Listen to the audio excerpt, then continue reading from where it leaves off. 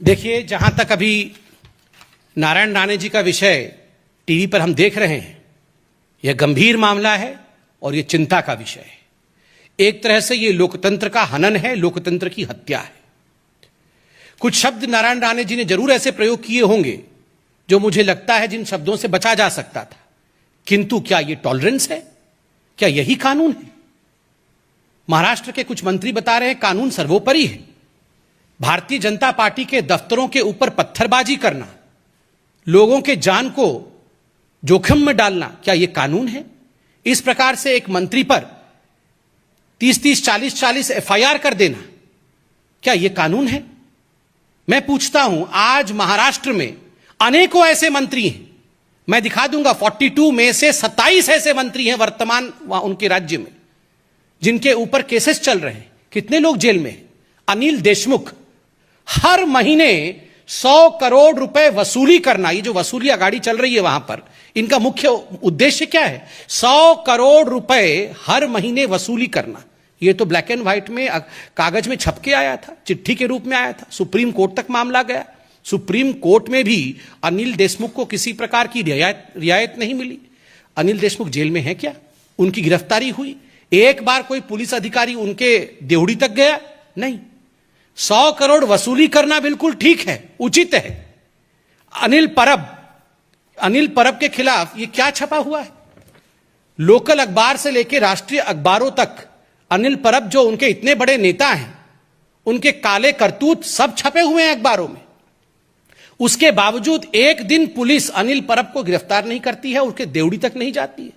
और यहां पर एक वक्तव्य के कारण आप एक नेता को, एक सर्वमान्य नेता को इस प्रकार से गिरफ्तार कर लेंगे, उनके साथ इस प्रकार का व्यवहार करेंगे। बहुत दुख का विषय है। और मुझे लगता है आज लोकतंत्र महाराष्ट्र में शर्मसार हुई है। अभी देवेंद्र फडणवीस जी को भी मैं सुन रहा था, बिल्कुल सही कहा उन्होंने। शर्म लगता है सोचते हुए कि ये वही शिवसेना है।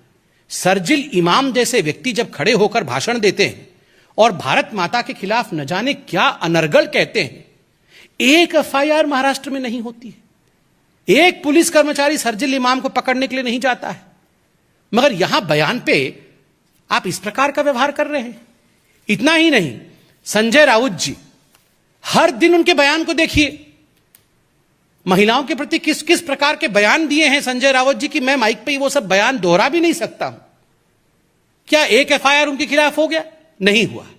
मगर बदले के भाव के साथ जिस प्रकार की राजनीति आज महाराष्ट्र की सरकार कर रही है, यह हिंदुस्तान की जनता देख रही है और हिंदुस्तान की जनता इसकी जवाब देगी। केंद्रीय कुटीर, लघु और मध्यम उद्योग मंत्री नारायण राणे को नासिक पुलिस ने 8 घंटे हिरासत में रखा और फिर कुछ शर्तों के साथ उन्हें रिहा कर दिया। राणे ने महाराष्ट्र के मुख्यमंत्री उद्धव ठाकरे के साथ अपशब्द कहे थे। ऐसे में सवाल उठता है कि क्या केंद्रीय मंत्रियों की गिरफ्तारी संवैधानिक और कानूनी है? लोकसभा के पूर्व महासचिव पीटीटी आचार्य कहते हैं कि किसी केंद्रीय मंत्री को आपराधिक मामलों में गिरफ्तारी से छूट नहीं मिली हुई है। उन्होंने कहा कि केंद्रीय मंत्रियों और सांसदों को सिविल मामलों में गिरफ्तारी से तो छूट हासिल है, लेकिन आपराधिक मामलों में नहीं।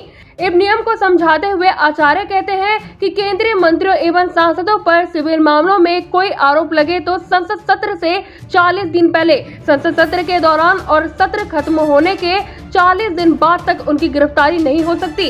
उन्होंने साफ कहा कि रूल बुक में ऐसा कुछ नहीं है कि आपराधिक मामलों में उनकी गिरफ्तारी नहीं हो सकती है। आचार्य कहते हैं कि नियम ये है कि संबंधित सदन के प्रिजाइडिंग ऑफिसर, लोकसभा अध्यक्ष, राज्यसभा के सभापति को मंत्री या सांसद की गिरफ्तारी की सूचना जरूर देनी होगी। तब सदन सत्र नहीं चल रहा हो तो पार्लियामेंट बुलेटिन में यह जानकारी प्रकाशित की जाती है और अगर सदन चल रहा हो तो संबंधित सदन को जानकारी दी जाती है।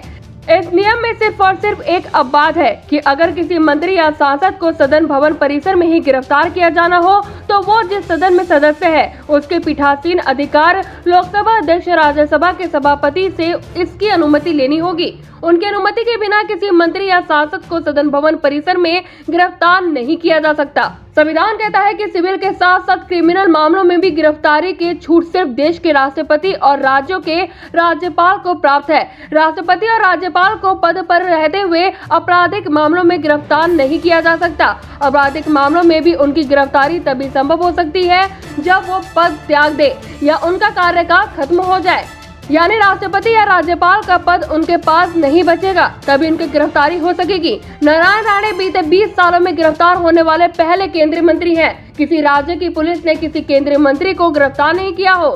इस मामले में राणे तीसरे केंद्रीय मंत्री हैं। इससे पहले जून 2001 में केंद्रीय मंत्रियों मुरासोलिन मारन और टीआर बालू को तमिलनाडु पुलिस ने 12 करोड़ रुपए के फ्लाईओवर घोटाले में गिरफ्तार किया था। उनसे पहले तमिलनाडु के तत्कालीन मुख्यमंत्री करुणानिधि को भी गिरफ्तार किया गया है। मारन और बालू को अगले 3 जमानत पर छोड़ दिया गया, तो तत्कालीन रक्षा मंत्री जॉर्ज फर्नांडिस ने चेन्नई जाकर उनसे मुलाकात की थी। News desk, action India TV.